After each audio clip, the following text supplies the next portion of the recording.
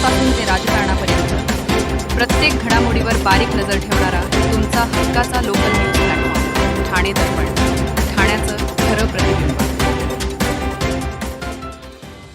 आपल्या अजरामर आवाजाने 8 दशकाहून अधिक काळ रसिकांच्या मनावर अधिराज्य गाजवणाऱ्या ज्येष्ठ गायिका आशा भोसले यांचे रविवारी निधन झाले. त्यांच्या जाण्याने संगीत क्षेत्रातील सुवर्ण युगाचा एक अध्याय संपल्याची भावना व्यक्त होते. आशा भोसले यांच्या छातीत संसर्ग झाल्याने त्यांना शनिवारी रात्री उशिरा मुंबईतील ब्रीच कँडी रुग्णालयात दाखल करण्यात आले होते. उपचारादरम्यान रविवारी त्यांची प्राणज्योत मालवली. आशा भोसले यांचे पुत्र आनंद भोसले यांनी आशा भोसले यांच्या निधनाची माहिती दिली. दुपारी 4 वाजता आशा भोसले यांच्या पार्थिवावर अंत्यसंस्कार करण्यात येणार आहेत. परंतु आशा भोसले यांच्या निधनाने हिंदी चित्रपटसृष्टी, गायन क्षेत्र, कला क्षेत्र तसे राजकीय क्षेत्रातही शोककळा पसरले. प्रत्येकाने सोशल मीडियावर आशा भोसले यांच्याविषयी भावनिक पोस्ट केले. ठाणे शहर खासदार नरेश म्हस्के यांनी देखील ज्येष्ठ गायिका आशा भोसले यांच्याविषयी सोशल मीडियावर भावनिक शब्दात आदर व्यक्त करत विशेष पोस्ट केले. आपल्या पोस्टमध्ये त्यांनी आशा भोसले यांच्या जवळपास 8 दशकांच्या संगीत प्रवासाचा गौरव करत त्यांच्या अजरामर गाण्यांची आठवण करून दिले. चुरा लिया है तुमने जो दिल को, मेरा कुछ सामान तुम्हारे पास पडा है, हृदयप्रीत जागते यासारख्या गीतांचा उल्लेख करत त्यांनी आशा भोसले यांच्या आवाजाने अनेक पिढ्यांच्या मनावर अधिराज्य गाजवल्याचे म्हटले.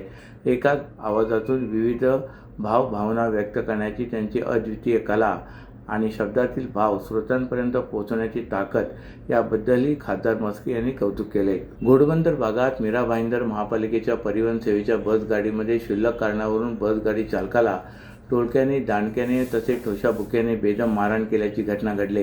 या घटनेत चालक गंभीर जखमी झाला असून कोपरी पोलीस ठाण्यात हत्येचा प्रयत्न केल्याप्रकरणी गुन्हा दाखल झाला आहे. मारहाणीचा प्रकार बसगाडीमधील CCTV कॅमेऱ्यात कैद झाला आहे. मीरा भाईंदर महापालिकेच्या परिवहन बसगाडीमध्ये 9 एप्रिलला चालक शंकर चव्हाण आणि वाहक अंकुश भोते कार्यरत होते. दुपारी 1 वाजण्याच्या सुमारास ते बसगाडीने ठाणे शहराच्या दिशेने प्रवासी घेऊन वाहतूक करत होते. दुपारी 3 वाजण्याच्या सुमारास बसगाडी घोडबंदर येथील गायमुख सेवा रस्ता परिसरात आली असता एका दुचाकी त्यांच्या बसगाडीजवळून गेली. त्यामुळे शंकर यांचे दुचाकी चालकासोबत वाद झाला. त्यानंतर दुचाकी चालकाने शंकर यांना धमकावत बसगाडीचा पाठलाग सुरू केला.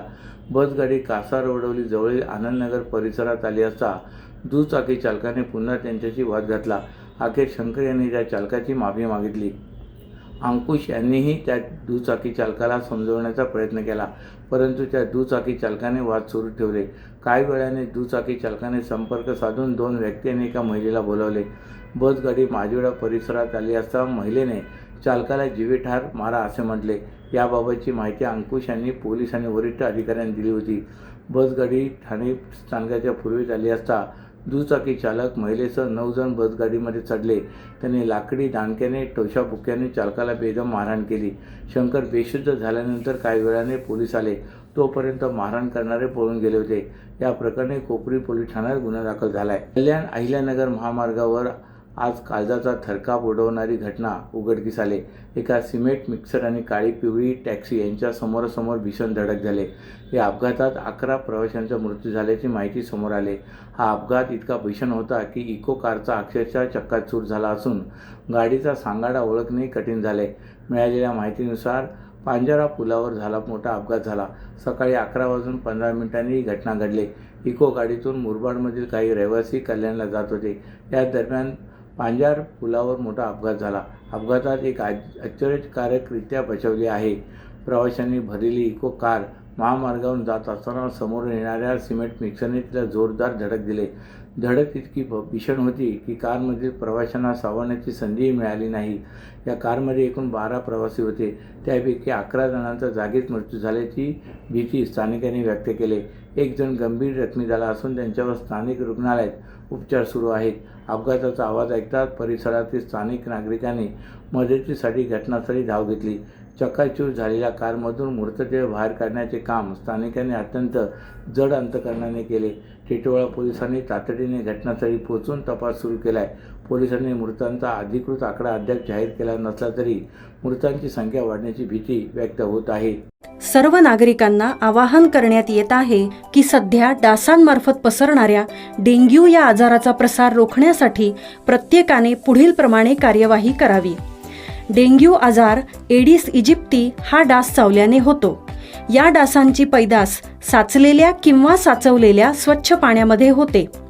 8 दिवसांपेक्षा जास्त दिवस पाणी उघडे व साचून राहिल्यास त्यात डास अंडी घालतात. अंड्यांच्या अळ्या तयार होऊन पुढे डास तयार होतात. यासाठी आपल्या घरातील पाणीसाठे उदाहरणार्थ बॅरल्स, पिंपे, टाक्या, हौद, रांजणे इत्यादी दर आठवड्याला रिकामे करून घासून पुसून कोरडे करून पुन्हा भरावे. 1 दिवस कोरडा दिवस म्हणून पाळावा. पाणी साठ्यांना घट्ट झाकणे बसवावीत किंवा जुनी साडी, चादर, धोतर यांनी बांधून झाकून ठेवावीत, म्हणजे डास त्यात जाऊन अंडी घालणार नाहीत. घराच्या गच्चीवर, आजूबाजूला, अंगणात कोठेही पाणी साचू देऊ नये. भंगार सामान उघड्यावर टाकू नये. उदाहरणार्थ टायर्स, प्लास्टिक सामान, कुंड्या, टाकाऊ वस्तू इत्यादी. अशा सामानात पावसाचे पाणी साठून त्यात डेंग्यूच्या डासांची पैदास होते. घरातील कूलर्स, फ्रीजच्या पाठीमागील ट्रे हे देखील वेळोवेळी कोरडे करावेत. लक्षात ठेवा, नुसत्या फवारणीने डास घनता कमी होत नाही, तर त्यासाठी डास पैदास ठिकाणे नष्ट करणे ही आपल्या सर्वांची जबाबदारी आहे. कोणताही ताप अंगावर न काढता जवळच्या शासकीय रुग्णालयात मोफत औषधोपचार घ्या. अशा प्रकारे नागरिकांनी सहकार्य केल्यास डेंग्यूचा प्रसार रोखणे सहज शक्य आहे. शेअर मार्केटमध्ये गुंतवणूक केल्यास मोठ्या प्रमाणात परतावा मिळेल असे आम्ही दाखवून तसे लोकांना समोहित करून 3 जणांनी हजारो गुंतवणूकदारांना कोट्यवधी रुपयांचा गंडा घातला आहे. विशेष म्हणजे या प्रकरणी गुन्हा दाखल झाल्यानंतरही पोलिसांकडून मुख्य आरोपीला अटक केली जात नाही असा आरोप गुंतवणूकदारांनी पत्रकार परिषदेत केला आहे. दरम्यान या प्रकरणी सखोल चौकशी करून 3 आरोपींना आणि त्यांच्यासाठी काम करणाऱ्या सर्वच जेरबंद करावे आणि गुंतवणूकदारांना त्यांचे पैसे परत करावे अशी मागणी राष्ट्रवादी काँग्रेस शरद पवार पक्षाचे जिल्हा अध्यक्ष मनोज प्रधान यांनी केले.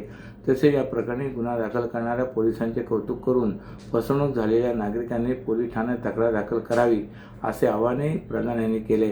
शेअर मार्केटच्या माध्यमातून दामदुप्पट फायदा करून देण्याचे आम्ही दाखवून सुमारे 1000 गुंतवणूकदारांची फसवणूक करण्यात आलेली आहे. या गुंतवणूकदारांनी मनोज प्रधान यांच्या उपस्थितीत पत्रकार परिषद घेतली.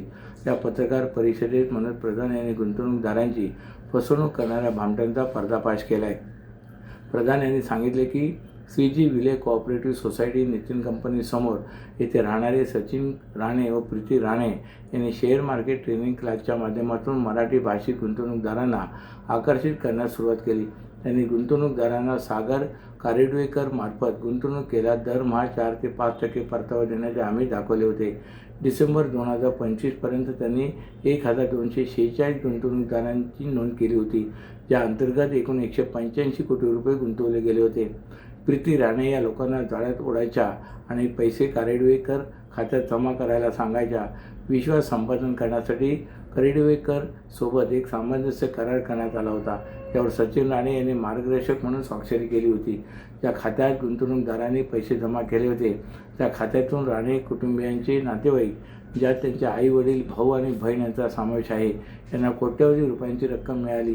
या सर्वांना सहआरोपी करावे असेही प्रधान यांनी केलं आहे. ठाणे जिल्हा रुग्णालयाची जुनी इमारत पाडून त्या जागी 900 खाटांचे सुपर स्पेशालिटी रुग्णालय उभारण्यात आले.